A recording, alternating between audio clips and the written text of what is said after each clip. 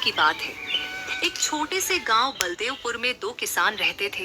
एक का नाम था लखन और दूसरे का बिरजू। वे दोनों बचपन से दोस्त थे और उनके बीच गहरी दोस्ती थी। लखन थोड़ा गरीब लेकिन बहुत मेहनती और ईमानदार था।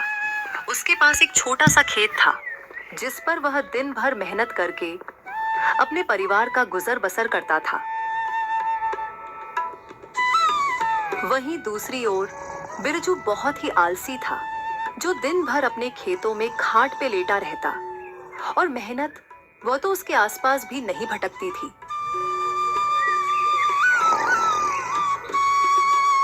लखन की मेहनत की वजह से उसके खेत में खूब अच्छी फसल होती थी, जिसके कारण गांव के सारे लोग लखन से जलते थे।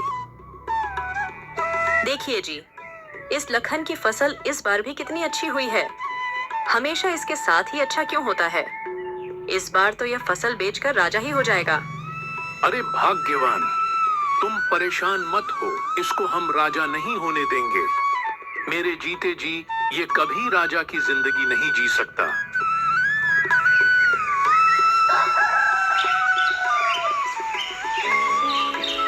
लखन सुबह उठता है और खेत के लिए निकल जाता है और अपनी फसल को देखकर बहुत खुश होता है। अब जाकर लखन की मेहनत सफल हो चुकी थी। अरे वाह, इस बार तो फसल बहुत अच्छी हुई है। लगता है इस बार अच्छी खासी कमाई हो जाएगी। फिर लखन वापस घर की ओर निकल पड़ता है। आज वह बहुत खुश था। अजी, क्या हुआ? आप इतना देर से क्यों आए हैं? इस बार हमारी फसल अच्छी तो हुई है ना? हाँ भाग्यवान, इस बार फसल तो बहुत अच्छी हुई है। कल कटाई भी करनी है, उसी की व्यवस्था कर रहा हूँ। लगता है इस बार अच्छा मुनाफा हो जाएगा। अजी, ये तो बहुत अच्छी बात है। इससे हमारा गुजर बसर भी ठीक से हो जाएगा और मुन्नी की शादी और पढ़ाई में भी हमारी कुछ मदद हो जाएगी। हाँ, तुम बिल्कुल सही बोल रही हो राधा। खाना लाओ, बहुत जोर से भूख लगी है। जल्दी सोना है आज, क्योंकि कल सुबह 4 बजे खेत में भी जाना है। राधा खाना लगा देती है।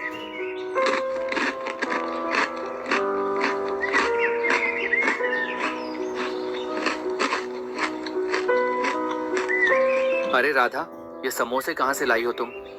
क्यों जी, क्या हुआ? अच्छे नहीं लगे क्या? अरे नहीं भाग्यवान, ये समोसे तो बहुत ही स्वादिष्ट है। ऐसा मन कर रहा है कि खाता ही रहूं। तुमने बनाए हैं क्या? हाँ जी, मैंने अपने हाथों से बनाए हैं। आपको अच्छे लग रहे हैं तो और ले आऊं क्या? और भी है? नहीं नहीं भाग्यवान, इतने काफी है। बाकी के सुबह खेत में खा लूंगा। अच्छा जी, ठीक है।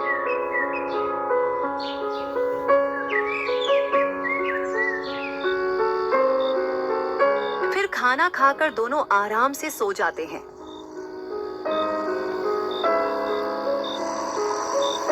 जैसे ही सुबह के 4 बजते हैं तो अचानक से राधा की नींद खुल जाती है और राधा देखती है कि मौसम बहुत खराब हो गया है। हे भगवान, अब तो हमारी सारी फसल खराब हो जाएगी। सुनिए जी, जल्दी से उठ जाइए, मौसम बहुत खराब है। हमें जल्द से जल्द अपनी फसल के लिए कुछ व्यवस्था करनी पड़ेगी। हे भगवान, इतनी तेज बारिश। भाग्यवान, अगर ये बारिश ऐसे ही होती रही तो आज तो हमारी फसल नहीं बचेगी। वे दोनों बैठे बैठे बारिश रुकने का इंतजार करते हैं। सुबह होते होते बारिश थम जाती है। भाग्यवान, अब बारिश तो रुक गई है। चलो खेत चलकर फसल को देखते हैं। फिर वे दोनों अपनी फसल को देखने खेत की ओर चल पड़ते हैं। वे दोनों खेत पहुंचकर देखते हैं कि उनकी लगभग आधी फसल बर्बाद हो चुकी है। हे ऊपर वाले, ये क्या किया तूने? हमारी सारी मेहनत को पानी में मिला दिया। लखन यह सब बोल ही रहा था कि तभी अचानक से जोर जोर से हवाएं चलने लगती हैं और आसमान में बिजली के साथ तेज तूफानी बारिश शुरू हो जाती है।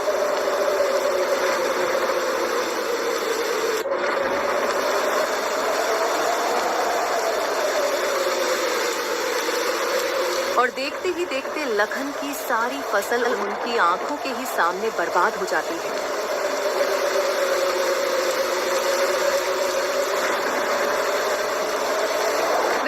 बेचारे दुखी मन से वापस घर की ओर लौट आते हैं।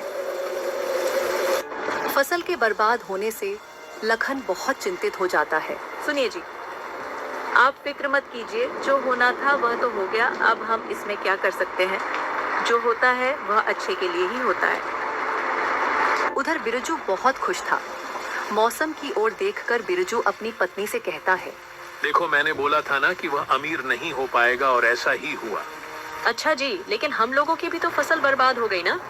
आप इतने खुश क्यों हो रहे हो? आपको तो दुखी होना चाहिए।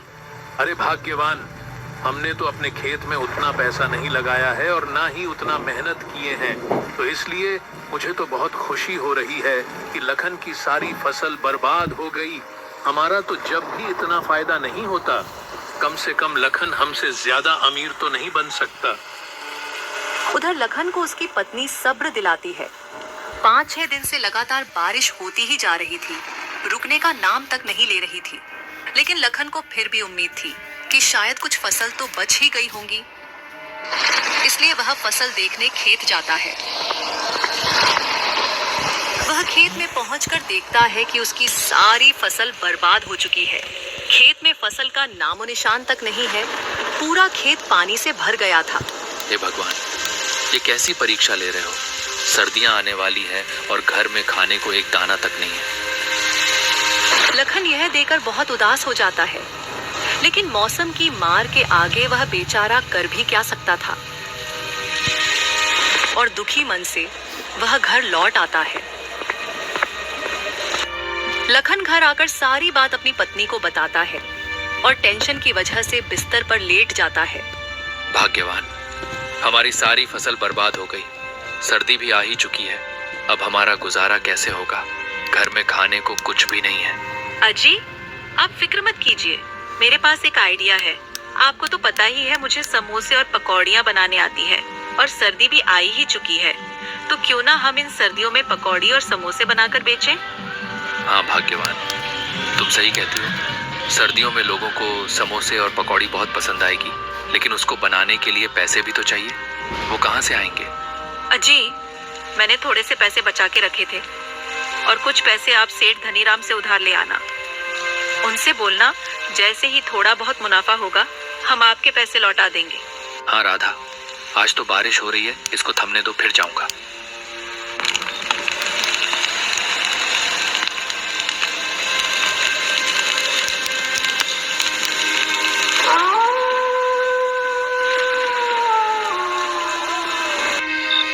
फिर वे दोनों खाना खाकर सो जाते हैं और सुबह होते होते बारिश भी रुक जाती है।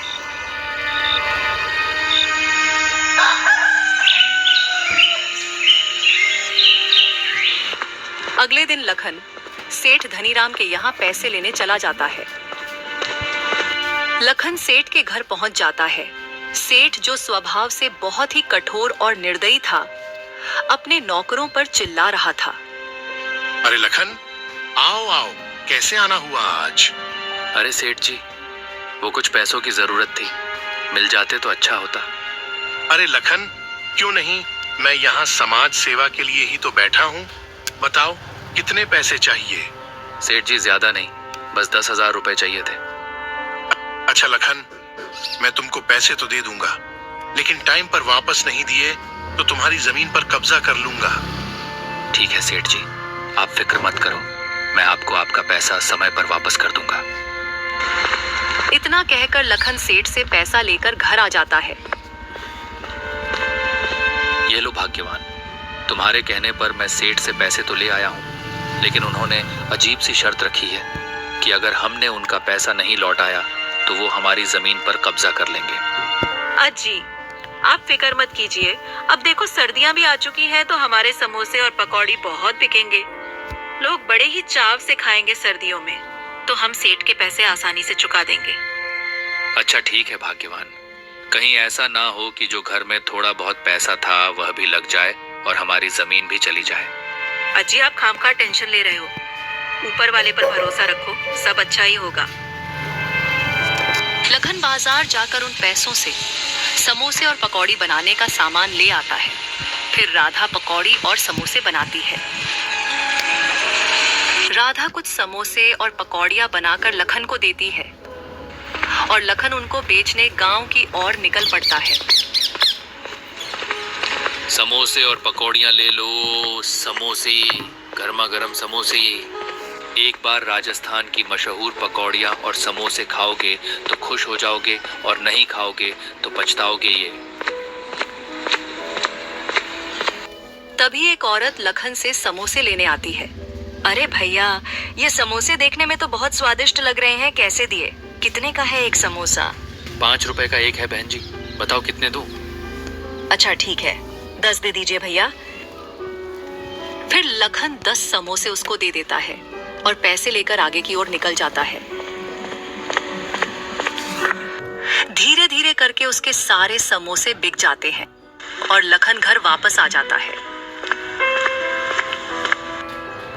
अरे ओ राधा, एक गिलास पानी लाओ जरा, आज बहुत थक गया हूँ। हाँ जी, अभी लाई। कुछ समोसे पकौड़ियाँ बिके क्या?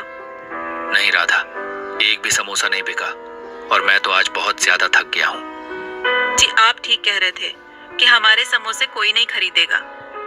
अब तो हमारे बाकी के पैसे भी खराब हो गए हैं। अरे अरे, मेरी बात तो सुनो।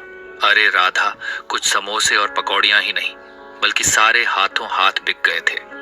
क्या सच में हमारे सारे समोसे पकौड़ी बिक गए क्या, वाकई में? हाँ बिल्कुल राधा, लोगों को हमारे समोसे पकौड़ी इतने पसंद आए हैं कि सारे समोसे पकौड़ी झट से बिक गए। ये लो पैसे, इसमें से कुछ पैसे मुन्नी के स्कूल की फीस जमा करने के लिए रख दो और कुछ पैसे से हम अनाज खरीद लेंगे। राधा उन पैसों को संभाल कर अलमारी में रख देती है।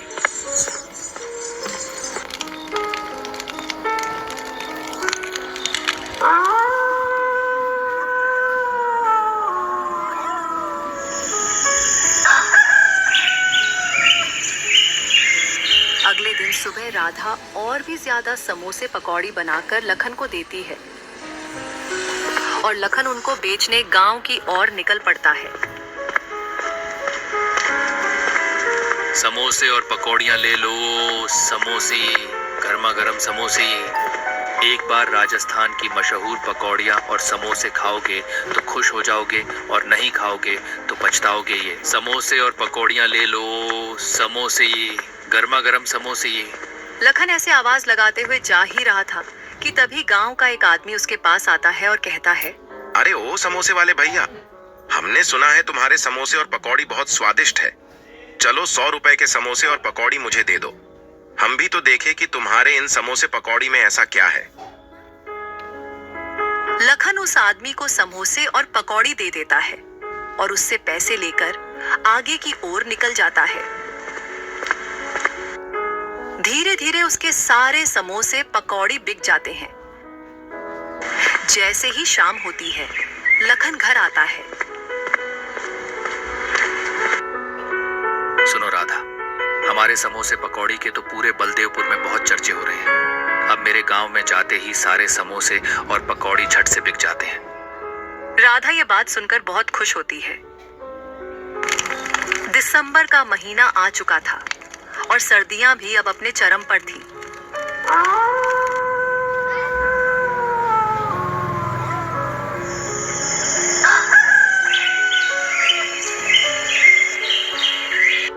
जहां लखन एक टोकरी में समोसे और पकौड़ी बेचा करता था, अब उसने एक बड़ा सा ठेला ले लिया था। ठंड के कारण लखन के समोसे और पकौड़ियों की बिक्री अब 20 गुना बढ़ गई थी। अब उसके पास ग्राहकों की भीड़ लगी रहती थी और उसे रोज का अच्छा खासा मुनाफा भी होने लगा था। लखन और उसकी पत्नी अब बहुत खुश थे क्योंकि उन्होंने जो सपने देखे थे वो अब धीरे धीरे पूरे हो रहे थे। एक शाम जब लखन और राधा अलाव के पास बैठे हाथ सेंकते हुए बात कर रहे होते हैं, तभी गांव का मुखिया उनके पास आता है और कहता है, सुन लखन, परसों मेरी बेटी पिंकी की शादी है और उसमें मुझे 100 आदमियों के लिए समोसे और पकौड़ियाँ चाहिए। क्या तुम मुझे बनाकर दे सकते हो? जी मालिक, क्यों नहीं, आपको आपका सामान जल्दी ही मिल जाएगा। उनकी ये सारी बातें बिरजू और उसकी पत्नी एक पेड़ के पीछे छिपकर सुन रहे थे। हमेशा इस लखन के ही साथ इतना अच्छा क्यों होता है? मुझे कुछ भी करना पड़े, इस बार मैं इसके साथ हरगिज अच्छा नहीं होने दूंगा। बिरजू और उसकी बीवी लखन की इतनी तरक्की देखकर जलने लगे थे और वे इस इंतजार में थे कि राधा समोसे पकौड़ी बनाकर कहाँ रखती है।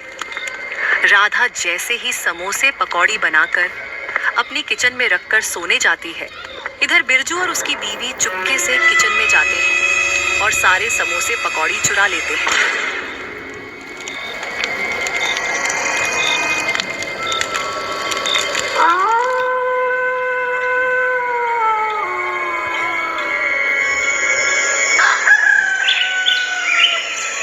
जैसे ही सुबह होती है, समोसे और पकौड़ी मुखिया के घर पहुंचाने थे तो राधा किचन में जाती है उसे। वहां एक भी समोसे पकौड़ी नहीं दिखते हैं।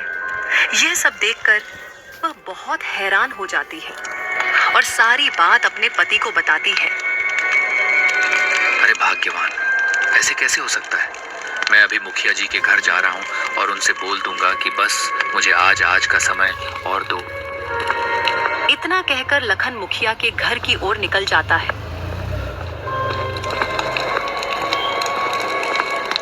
मुखिया जी, मेरे घर से किसी ने सारे समोसे और पकौड़ी चुरा लिए हैं। आप मुझे बस आज का समय दे दीजिए, मैं आपको शाम तक बनाकर दे दूंगा।